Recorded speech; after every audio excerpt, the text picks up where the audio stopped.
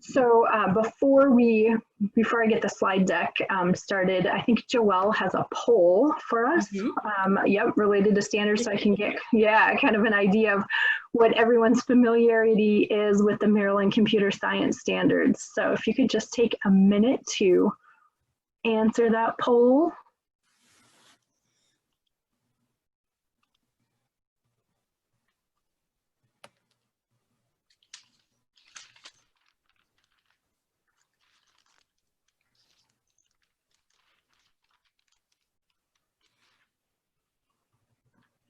Perfect. Awesome.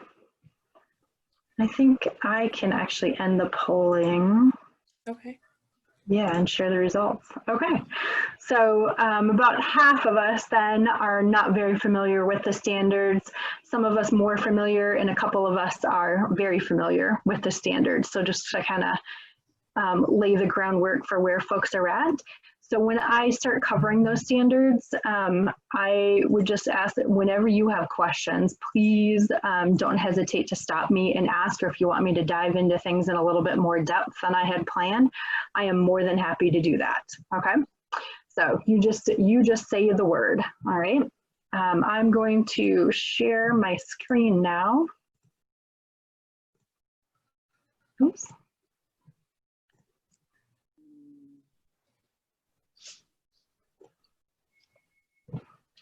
And so, like I said just a minute ago, we're going to start off taking a look at those standards, and then we'll do some work on integration after that and look at some resources. So first of all, Maryland, I put the link for the computer science standards on the slide. That website that you had earlier also has the link to them there too. They are organized very similar to the CSTA standards. They are a little bit different though. So just first, the organization structure. So there are a set of 5 concepts, so 5 groupings, kind of big topics there: computing systems, networks and the internet, data analysis, algorithms and programming, impacts of computing.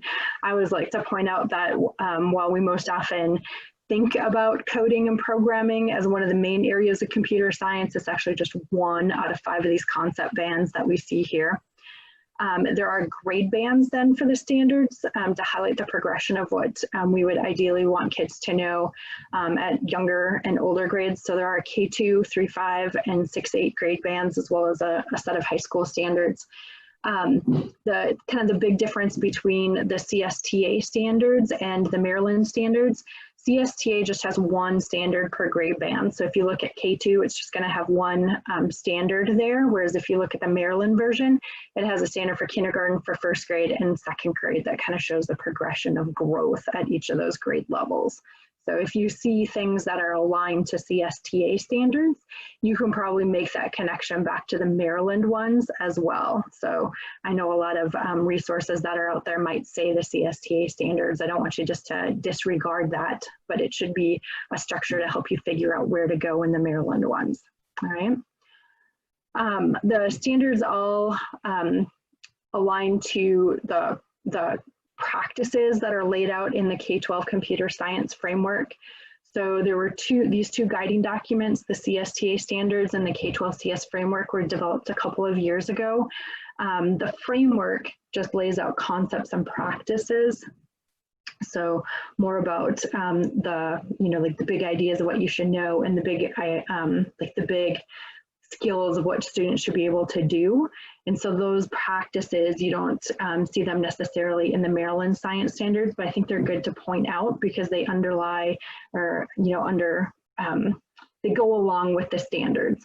So there's 3 practices that are computational thinking ones, considered computational thinking ones. Those are the purple ones: communicating, collaborating, those are the ones that are not computational thinking. It's the other ones, 3, 4, 5, and 6. So recognizing and defining computational problems, developing and using abstractions, creating artifacts, testing and refining those artifacts. Those are the computational thinking ones.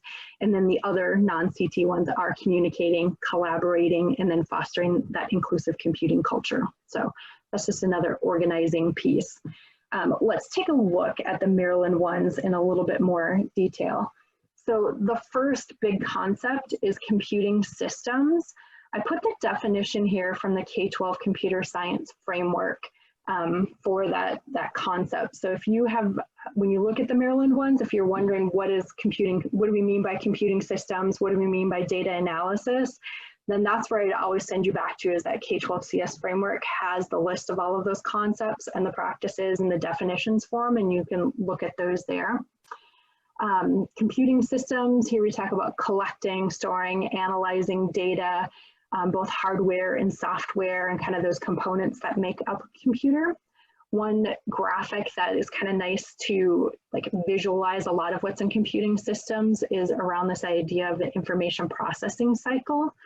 So you might think of what a computer might do is get raw data in some format, input to the computer, whether it is me typing on my computer to put data in there, it reading a file, video as raw data. So those are all input mechanisms. And then the processing is whatever the software might do to the data. Maybe it's a spreadsheet and it's finding the totals and the averages, that kind of thing. And then that processing piece, often you do the processing step and then you store the file. So another example might be if you're going to create a Word document, then your input is the person typing in the Word document, and then your computer, Microsoft Word program, that sort of thing, is probably going to auto save it on a regular basis, or you hit the save button. That's the storage step. So it stores it on the computer, it stores it on a flash drive, something like that. If you have a file existing already, it might load it from there. All right. And then the output is the information that's a result of that processing. And you can also think of like hardware devices as output. So things that I see on my monitor, that's an output device.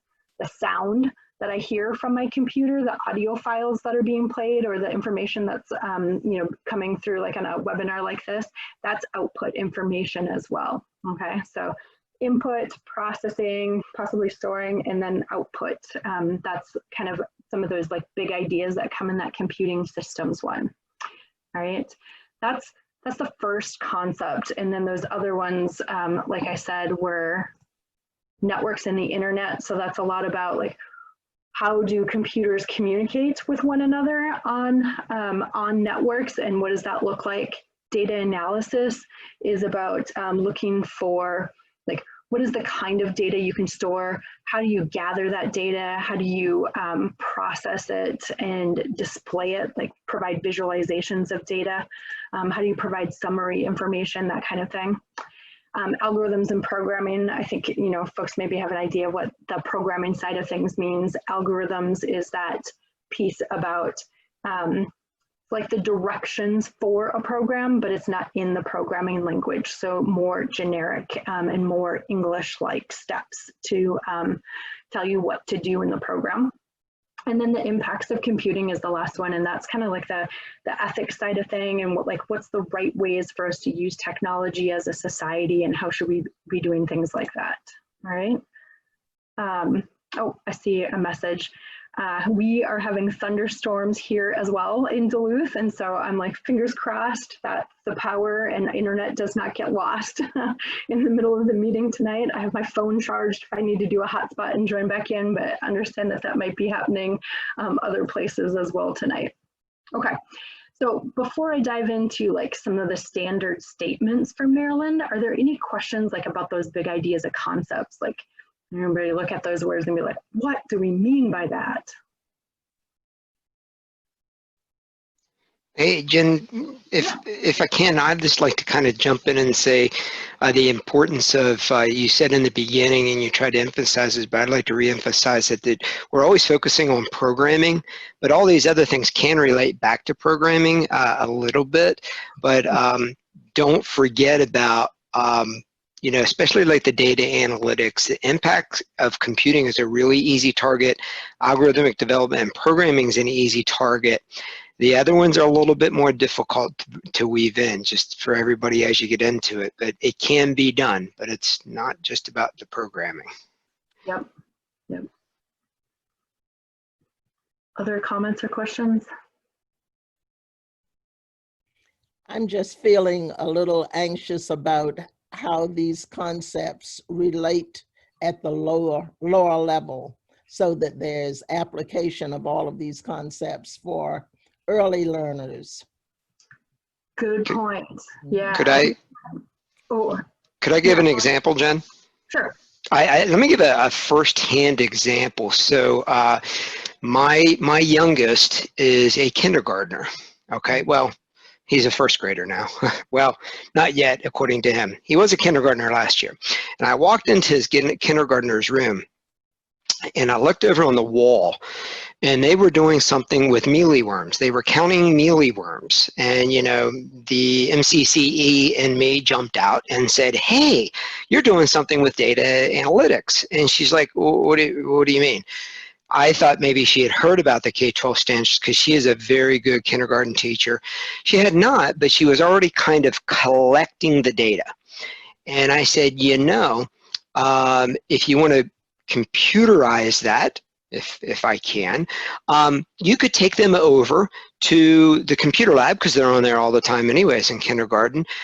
Pull up a spreadsheet and say, enter in your numbers. You know, here it is in a printout. Now enter them in, and then show them like how to create a graph or a chart. That's actually really advanced for a kindergartner.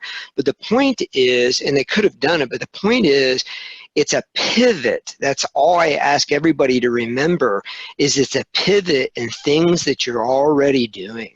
So like if you can relate to that mealyworm, I think they were like, I get them confused because my 5th grader did something with mealyworms. It was like racing mealyworms or something like that across surfaces. And of course the geek in me said, hey, we could graph that out. But I think for my kindergartner, it was about foods that they were most attracted to. So it's always that pivot. Take anything you want, and there's a lot of us out there that can help you put a slight pivot on it, and poof, it's kind of computerized. So don't become too anxious is what I encourage you to kind of keep in the back of your mind. And it might be a little easier than you suspect as you move forward. I hope those words of encouragement help you out. Mm-hmm. Thank you. I think you'll see a number of resources that we're looking at today too. You may see connections to lessons that you might think of already at that K-5 level.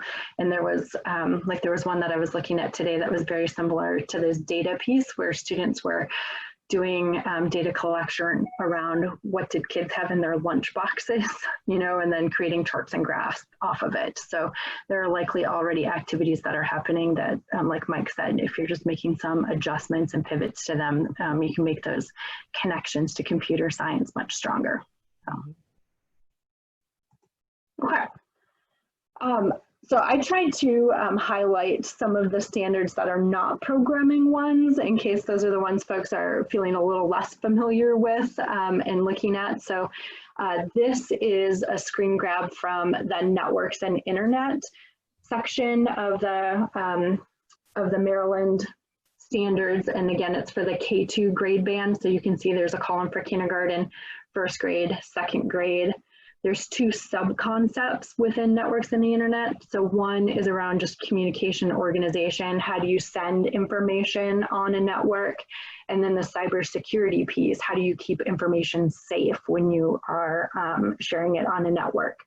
So this, like if you look at the kindergarten one and then the 1st grade one under cybersecurity, I would guess some teachers may already be talking to students about these things anyway, because it might be a part of digital citizenship kind of curriculum about passwords, what's a good password, how do you keep your password safe, who should you share your password with.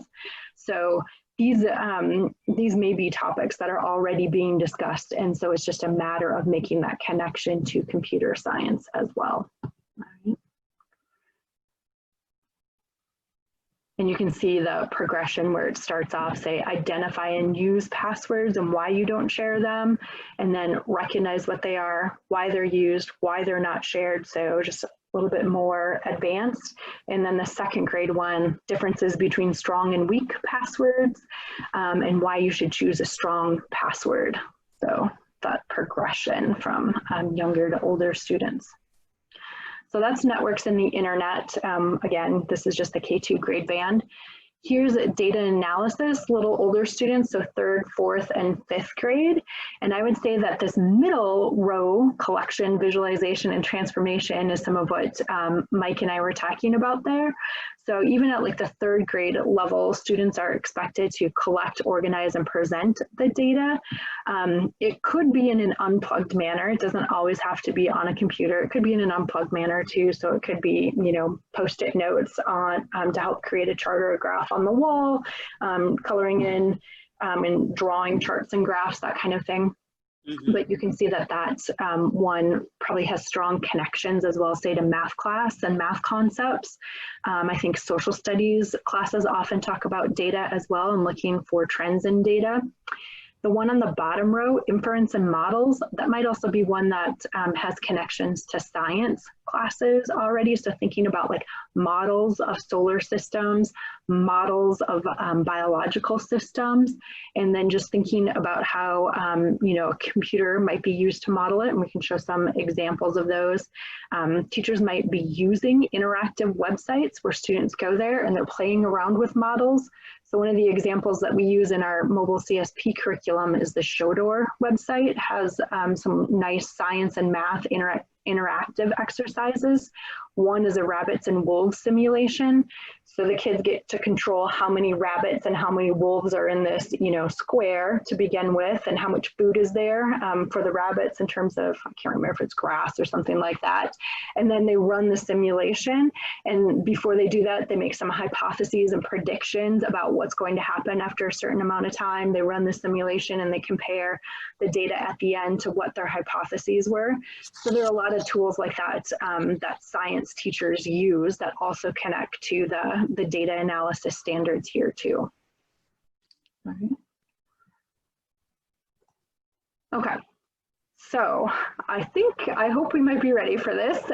We're going to do a little activity where we are going to go into breakout groups by subject and select a resource from the website, and then do a little bit of exploration, and then hopefully align it to the Maryland Science Standards, see if you can identify connections that might be there. So before we dive into more about integrating computer science and computational thinking in terms of like individual lessons and curricula, I thought I'd just talk about it at the program level. So this is information from our program at the College of St. Scholastica, where we had this vision that if we wanted computer science for all students, that meant we needed it for all teachers and therefore for all of our education faculty. Where we are integrating across elementary and secondary, both STEM and non-STEM courses. And we had a focus on computational thinking in particular versus the Maryland Computer Science Standards that you all will be working with. So in the program, then, all students were completing a core set of content, this computational thinking mini course, and then most of the work on the disciplinary and interdisciplinary connections was coming in methods courses, so in their science methods course or their arts methods course, both at the elementary and secondary level. And then they're also doing some integration work as part of their field experience, where they're teaching an integrated lesson in one of their field placements. So in the computational thinking mini course, it really is just introductory, like what is computational thinking and computer science, with some hands-on activities to get them excited about it. The third module, Exploring CT, does make some disciplinary connections. So we're planting the idea of that interdisciplinary approach early for them to see as well. In the disciplinary connections in the methods courses primarily, here's where they are making connections to those content areas that they will use or specialize in as a teacher. So in the science methods course, there's an activity with Sphero robots that is aligned to the NGSS design process, where they're thinking about that iterative approach and prototyping and that sort of thing. The visual media and the English language arts classes both have Scratch projects that are tied to stories in some way. Our children's lit class has an activity related to reading computational thinking and computer science books. So it has them go through this How to Code a Sandcastle book and do some decomposition in there. All of these lessons were developed by an education faculty member who was coached by a computer science content expert as one way of approaching, doing that integration to have an expert from both areas. This is kind of an overall view of like our not really our scope and sequence, but the courses in our program and where computational thinking and computer science is addressed. This is just one of our programs, the graduate teaching licensure, so an alternative licensure program for students who already have a bachelor's degree and now want to become a teacher. So you can see it's in a number of the introductory courses, the reflection and development, their early field experience classes, the exceptionalities class, the methods classes, both middle school and high school methods classes for the ones I mentioned earlier. So they're getting multiple experiences over time. If you want to take a look at any of our lesson plans, you're welcome to do it. Do that and reuse any of them. They're on the Teach CS website. That's teachcs.css.edu. And the link is on our professional development website for the summer, so you can get to it from there too. So let's talk about integration in a little more detail. So here's one analogy that I think is helpful. You might be familiar already with the SAMR model for tech integration. So when you're thinking about computer science integration, this may help you in terms of, like what you're aiming for. SAMR stands for substitution, augmentation, modification, redefinition. And it's really this idea at those earlier levels that you're enhancing what you're already doing with technology. So that's one approach that you could do with computer science is you could teach your lessons or your content similar to what it is, but use a computer as a tool to do do something different. And I'll show you some examples in just a minute. Or it could be that the integration is at a higher level where using a computer really allows you to just do something new that you wouldn't have been able to do before. Another example, and actually I would encourage you to check out my Israel's June presentation. Another example analogy, and this is from her presentation, is this idea of a balance and how much, like thinking about your purpose, how much of what you want students to learn is about the math concepts and how much of what you want students to learn is about the computer science or computational thinking concepts. And so you're wanting to think about like how much time are you spending and how on each of those subjects, how much is the assessment designed around each of those. So wanting to balance that out if you're looking for a more integrated approach where you're really getting math and computer science out of it. Here's some examples of what I would consider enhancements. So the digital writing portfolio, one example might be instead of having students write a paper or do a presentation, maybe they just create a website. So there's some tools like Weebly and Wix and Google Sites that make it really easy for students to create websites.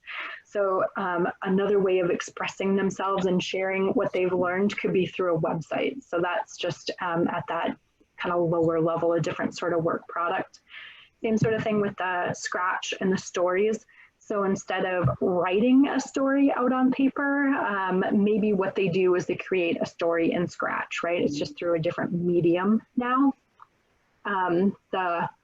The Scooby-Doo looking vehicle is an image activity using Post-it notes where you break an image down into its individual blocks of color or pixels, and then you come up with the code for what the color of each of those pixels looks like, and then you can use that code to create it using Post-it notes up on a window or a wall, and it can be a very collaborative thing, but it's just another way of doing some math, essentially, right? Thinking about how you might convert into binary numbers or might convert into hexadecimal numbers and that sort of thing. Those are could be used higher level. Yeah, okay.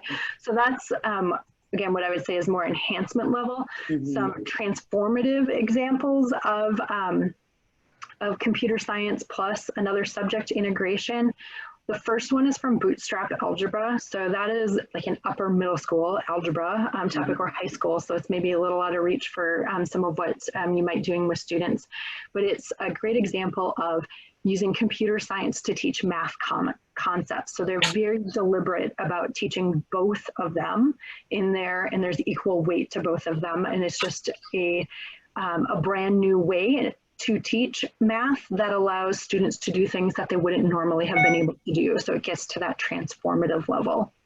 The second one is Google's CS First curriculum. So they have an strong English language arts theme to a number of their modules there. And they very deliberately teach both English ELA concepts as well as computing concepts. So when you look at it and look at their lesson plans and materials, you can see alignment with ELA standards, but you can also see them talking in the materials about like, what does it mean to have a character? What does a story arc look like? You know, beginning, middle, and end and stuff like that. So it's not just teaching the CS part of it and how to create a story, but it's teaching what is a story, what makes a good story, as well as how to write the program for it. Okay, so a slight difference, say, between the Scratch creative computing curriculum, which doesn't talk about like what is a good story. It just talks about how to program a story. All right, so that's kind of like a more beginning level of integration. All right, this table comes from the Bootstrap Algebra curriculum. It's a nice way of, I think, this next piece where we're going to revisit the resources you were looking at earlier. So they have their curriculum broken down into units and the different features that students are going to learn how to build so that eventually they get to build their own video games to share with their classmates. Yes. And they've identified the programming concept. So what's the computer science learning that students are getting out of that unit? And then what's the math concept students are getting out of that unit? So creating text and images, it's both string and image operations, as well as the math concepts of domain, range kinds of data. So when you think about a string is just represents text, so a string of letters together, and what's the letter in the first position, the second position, the third position, how might I chop a string into bits? So it's just like the first three letters. So now we're talking about range right there. What's the range of letters that we're looking at? So it's bringing in both of those concepts. So this is a nice way of thinking about like what is both the CS as well as the subject area that we're trying to get at here. Okay. So this is what you've been working on in the slides, and hopefully the step that I'd like you to take next is you were filling in the computer science standard earlier. It would be nice if you go through and start to fill in some of the other subject area standards and make notes about some of those integrations and connections that you might want to see. One of the things that I want to, is it here? Oh, would ask you to think about as you're doing it is it's not just like, what am I teaching that is in the computer science and what am I teaching that's in math or science, but how am I assessing that learning and making sure that you're assessing the learning for both areas. Sometimes it might require that you have to do direct instruction just in computer science or just in English language arts to get the basic concept down, and then you talk about how they work together. So that's why I've got that as a row where you might want to think about, you know what, if I'm going to have students using Scratch, I need to spend one day where I just teach them how to get around Scratch. And I'm not even talking about stories. So it's just direct instruction about computer science. And then once they know how to use Scratch, now I can move into talking about both of them together, all right? You would also want to make sure that students are reflecting and thinking about the content that they're learning in both areas.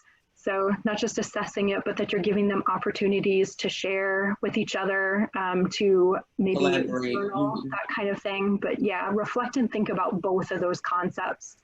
And then the academic vocabulary piece. So, do they need to know the word sequence, loop, string, things like that? What's the academic vocabulary that comes from computer science? And what is it that comes from that other subject area? And then there's the tricky part. Say if you're talking about math, math uses variables, computer science uses variables, but they mean different things, or they mean slightly different things. And so how might you think about or handle that in the instruction? So just a tool to kind of take some notes and make sure you're thinking about both of these. I think sometimes the trap that folks fall into when you teach integrated lessons is maybe you focus really heavily on one side of that balance beam or the other. And so this is just something to help you kind of balance it out and making sure you're addressing, both of the subjects in the lessons. All right. So I promised we would take a quick peek at the science methods lesson. Now this is the St. Scholastica lesson plan template that we use in our School of Education. We had our faculty use it as well. And so, you know, this is probably maybe more like what you would ask your students to create. Maybe not something you would actually create for your classes. Lesson plan. Yeah. So what we did do in our lesson plan was we did ask them under the learning objective area to identify the Minnesota state standards for the content area. And then we asked them to put in any CSTA standards as well. So we've got, you know, that called out in the lesson that they should have both of those in there. And there is a section on academic vocabulary and language. Yep, and you can see there's some terminology here related to computer science as well. And then assessment. So this is a lesson plan that was used with student teachers. So this is not used directly with K-8 students. It was used with student pre-service students. And so the assessment then has them picking some additional Sphero activities and doing alignment and making sure that they can pick the appropriate standard that goes with it and that sort of thing. But, you know, you can, that is the spot where you might be looking for it. All right. So just to kind of point out some examples of where like those pieces might show up in a lesson. I think it is time to go back into our breakout groups for maybe another 10 minutes or so. I know it's not a ton of time. Is that going to be worth it, or should we just stay in the big group? I'd rather stay in the big group. Stay in the big group. Big group. And I think on our own, we can go back and forth. Okay. Anybody object to that? Okay. All right. Sounds good. So I did put this slide up here with a couple of other considerations to think about as you're thinking about both your program and you know, individual lessons. So overall, your program should include like practical examples of what they might use for curriculum, things that are, you know, doable by early elementary students. Hopefully providing them opportunities so that the student teachers can explore that as a learner.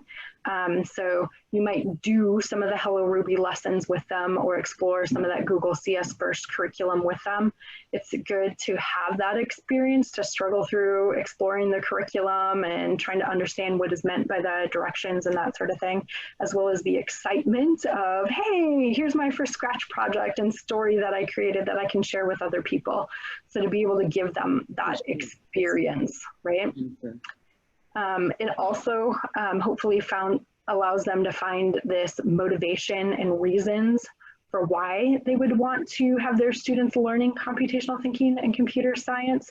Last week we talked about that visions of computer science activity, like what's your why for teaching and for learning it. And as they explore and they get to explore some of these disciplinary connections, what we've seen in our program is that the reflection students have is like, oh, this is so fun and engaging and it's really creative and students get to work with each other.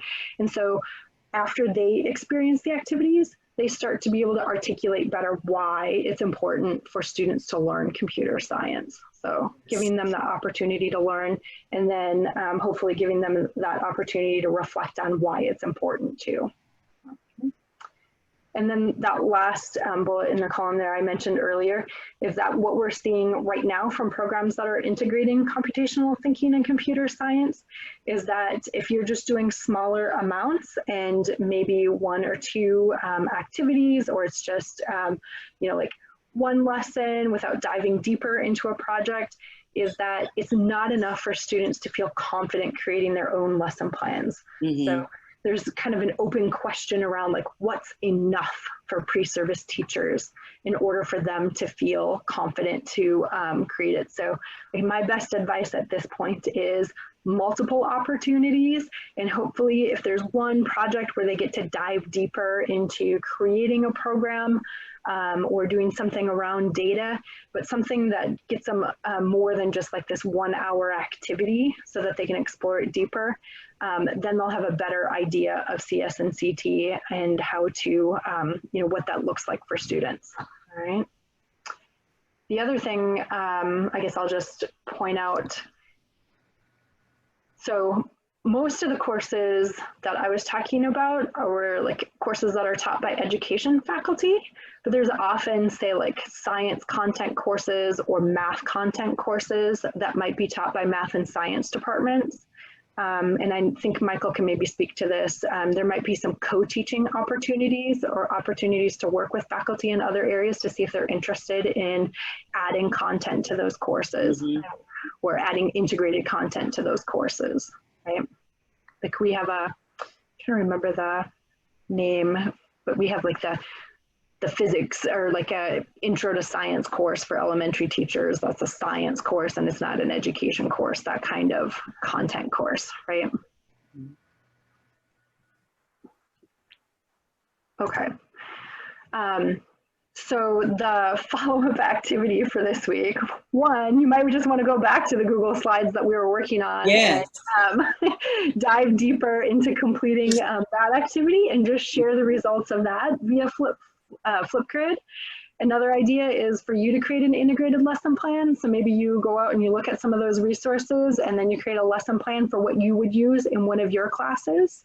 Or you might want to take that big picture look at your entire program and create an example of scope and sequence in terms of here are the courses, here's where I might address some of those standards and concepts.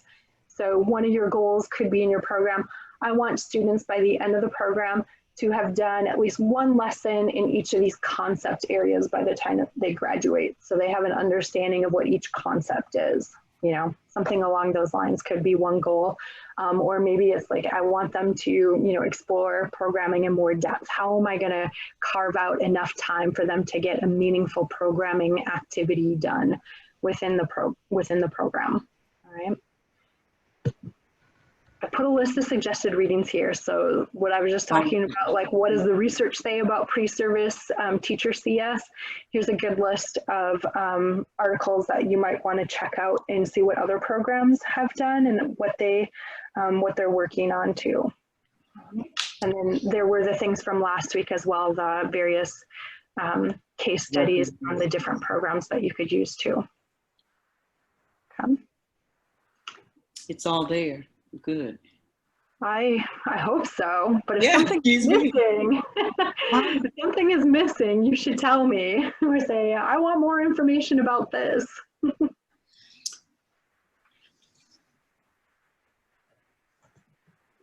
Oh, I got my cat running around down here. I shouldn't say my cat, my daughter's cat, so apologies. In Flipgrid then, so I put the two options for responding here and for sharing resources. There is a link to like a Google Doc that has a Google Doc version of the table that we were using in slides. And then I also put the spreadsheets in here that might be useful for some folks in terms of thinking about scope and sequence or like what's happening across your program. And that has the concepts and sub-concepts from the CS standards. And then I put the science methods course there as an example. And then, just left blanks for columns for other courses. So you might want to think about how you're planning that as across courses. That might be one way to approach that. You all probably have other tools that you use for planning these kinds of things for other subject areas too, but just one way of looking at it that's helpful. Okay. So what kind of questions, concerns do you have that I can answer for you?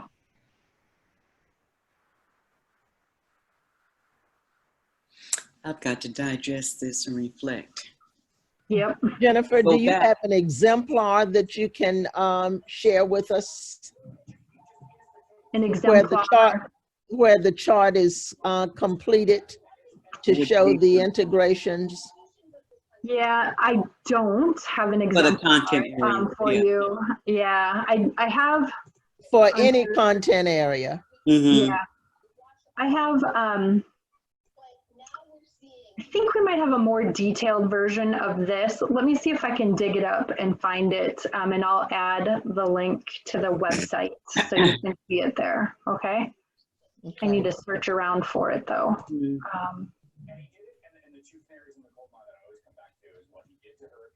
The other tab of the I'm looking. spreadsheet, yeah, the other tab of the spreadsheet is actually the CSTA standards, and that has an exemplar for, or excuse me, the standards for computer science teachers and how we mapped that across our program. So that's another way that you might want to look at, like, how are you talking about, or how are you addressing the different things that computer science teachers should be able to know and do in your program.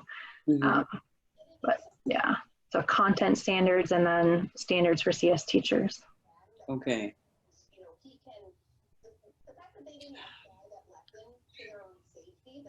So I will look for an exemplar of the content side of things. Other questions? Mhm. For using the Maryland state standards. Yeah, I don't, Maryland is going to be a little bit trickier because I'm not sure how much of that is published and out there and shared. I don't know. I might have to reach out to Diane and see if she's seen anything from other programs that when they shared this year. Mike, you were maybe in some of those meetings. I don't know if others were in those meetings about thinking about.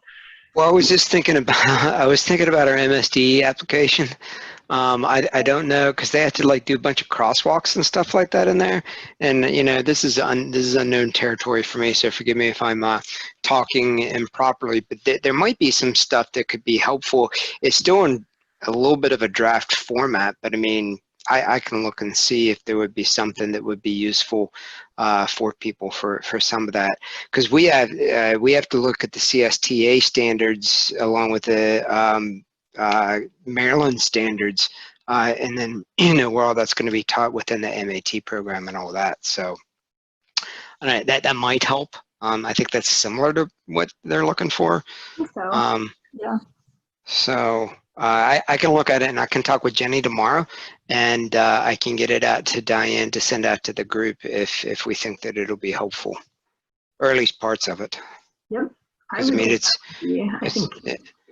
it's a huge proposal. Like I've never seen anything like it. It's just, you guys are all rock stars as far as I'm concerned. I like my computer science world.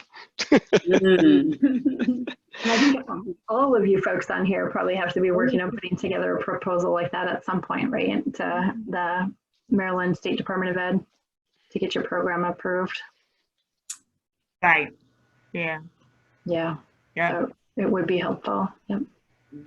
And then, you know, Jen, last year, Towson's, if you can remember, oh, I can't remember her name, Linda something from Towson, they did a computer science math is what they put through for theirs.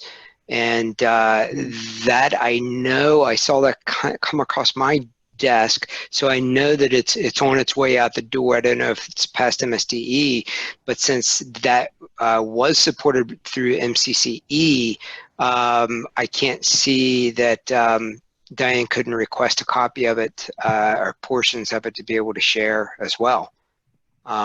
So there might be some good examples in there as well. Yeah, I think, well, I'm trying to remember. So Towson is going to send us for CSTA, going to send us a case study about their program at the end of the summer once it's approved internally so that we can post that on the CSTA website. But it probably is not at this level of detail in terms of like what concepts are being addressed. It's more about the standards for CS teachers. Yeah. Yeah. You know, we kind of did with. I'm sorry. Oh, you came. It will say like what courses in their program have some kind of computer science content in it.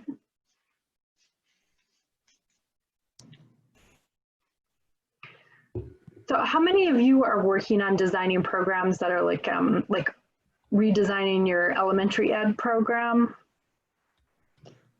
Now, Mike, you were just mentioning you're working at the master's level, Master of Arts in Wait, teaching. and yeah, that was a pre-service. That was last year's. And then this year, it is about educating our faculty. And we're having a thing on August the 11th where there will be 4 counties, mentors from 4 counties that come together and trying to get them on board with understanding computer science, so that it's driven from the top down. The faculty start teaching the students, and then the students can take it into the classroom and kind of figure it out there. That's what we went after, and I think it's working pretty well. So it's not this big overhaul. We're focusing on grade band 2 because a lot of people grabbed a hold of that for some reason. A few people said, do we have to do it that way? And we're like, no, of course not. You can, jump to another grade band if you want, if that helps. So it's not a complete overhaul of their stuff. It's just getting them on board to start incorporating it slowly into what they teach the teachers. Does that help out, Jen? And then everybody else? Yeah, well, I think so. What kind of programs are other folks working on?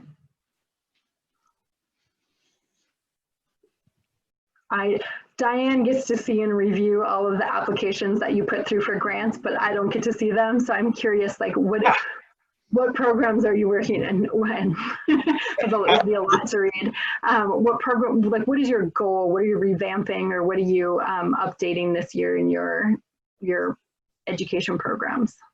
Well, at the University of Maryland Eastern Shore, we're doing a undergrad math and computer science education focusing on secondary ed. Okay. You walk away with two certifications in the program.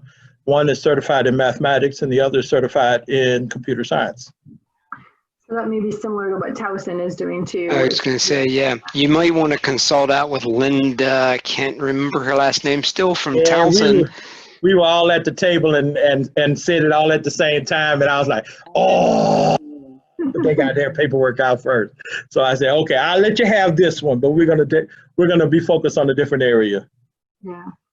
Are some other folks focusing on elementary integration? Some of us are focused on supporting teacher interns in the integration of technology applications across the curriculum. Okay, so you support the teachers that are going out to the student teachers as they're out in the classroom and developing lessons and looking to do the integration work. Okay. Yep. When we get to the field experiences parts, I think there's some new observation tools that CSTA is releasing next week that might be helpful for thinking about that work as well. I will say there was another, I'm not sure if I got this added to the website. Oh, I am still sharing. Sorry, I feel I'm constantly sharing.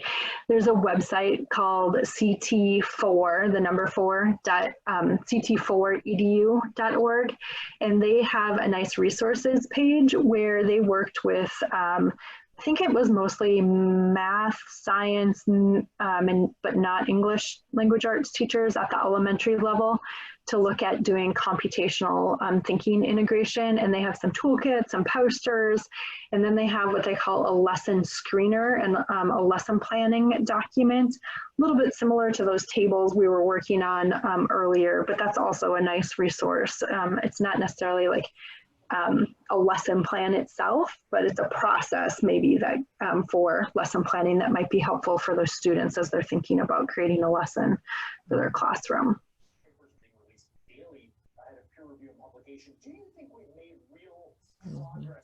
Okay.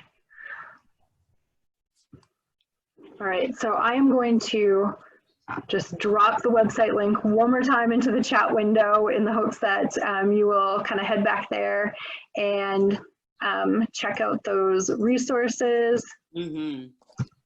and explore them. And then also I would love to see what you all are thinking and to share something that you've created or that you've explored via Flipgrid. And maybe that's a way for you to share with each other resources that you found too or that you've created. If you see something that you run across that's not part of the list, which is totally possible, feel free to send me an email with it, and I would be happy to add it so that other folks can use it there too. Okay. Otherwise, our schedule, we actually have next week off because Monday and Tuesday is the CSTA annual conference. So maybe some of you, I will see you there if you're attending. Otherwise, we will see you on July 20th, where I guess that's our methods week. And then we'll talk about field experiences on the 27th, and then we'll do a little wrap up at the end. So, okay. Hey, Jen, can you take a second and talk about the CSTA? Like, is there a cost associated with that for non-members? There is, I'm not sure that registration is still open for it. Okay. So Let's late. check. Yeah. Ooh, looks like you might be able to still, you still register? Yeah, that's Monday and Tuesday next week, isn't it? 13th. Yep, Monday and Tuesday next week. Looks like you might still be able to register. You would, if you're not a member, you would want to click on the non-member one. And if I remember right, it's like $75 or something like that. Okay, yeah. The cost of the non-membership registration pays for your CSTA membership for a year. So, Okay. Oh, that's a good deal. Yeah. that is a good deal. Yeah, for sure.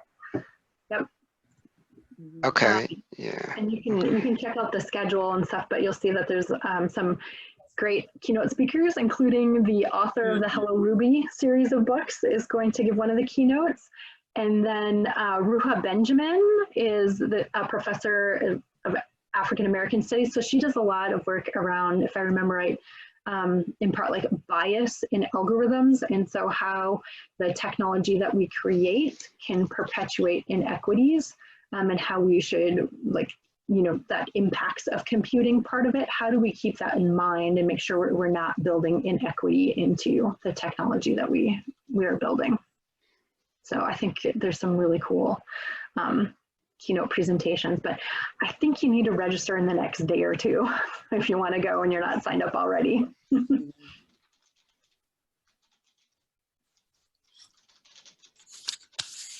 Excellent. Okay.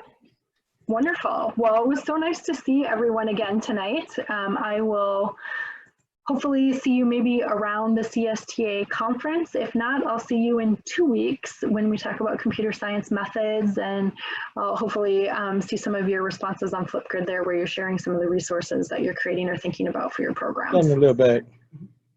What was that? Oh, sorry, I had unmuted myself. No worries. Working with kids in the room is still a little foreign to me. In case anybody's interested, the registration fee is $125 for a non-member. Must be like 75 for a member then. Well, I mean, and I'm really late too, so I'm sure it was cheaper at one point. Mm-hmm. All right, thank you, everybody. Sharing. Thank you. Mm-hmm. All right, have a good evening. Good night. Yeah, Yeah. good night, everyone. Good night. Good Thank session. you. Good session. Okay. Bye, everyone. Have a good evening. You too. Bye-bye. Good night.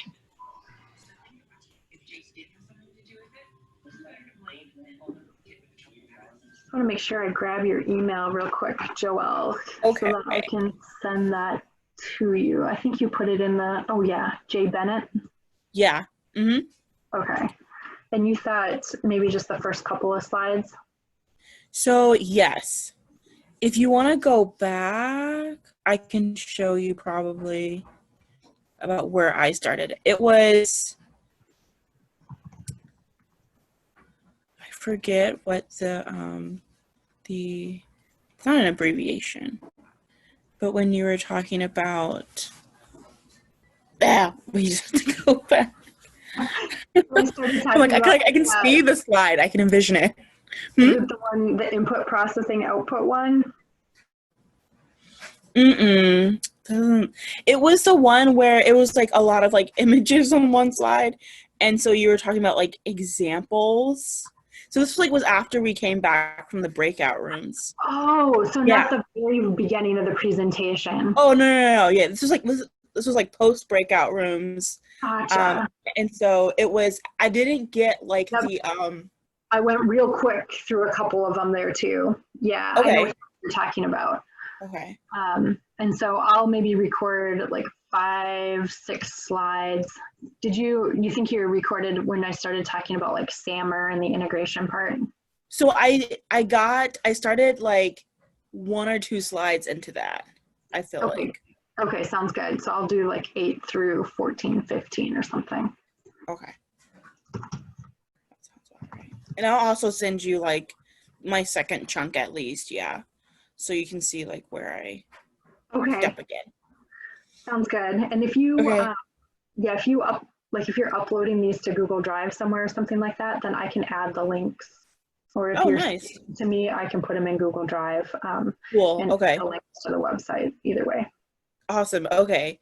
Did Diane make a folder for this PD in her Google Drive? Because she has one. Okay, then I'll make one. Yeah, I'll I make don't one know. for you I mean, I guys. have access to the pre-service folder, but I don't know if she was putting anything in there. Once I have all of my materials created, I will move, like at the end, I'll move them all into the pre-service folder. So Okay. Well, we can talk offline about that. I don't want to hold you up. yeah, Sorry. no worries. Hi, Denise. Sounds like you had a whole bunch of problems getting online tonight, huh? I was fine at first, and then the storm came, and I got kicked off the internet, and then I went to my phone. I finally was able to pull you up on my phone. So and then I've been in and out. So, and I just got back in. So I can. Sorry, you missed the second part here. Yeah. So I can, but it's going to be recorded, and so I could see it again. So Yeah. now, how do I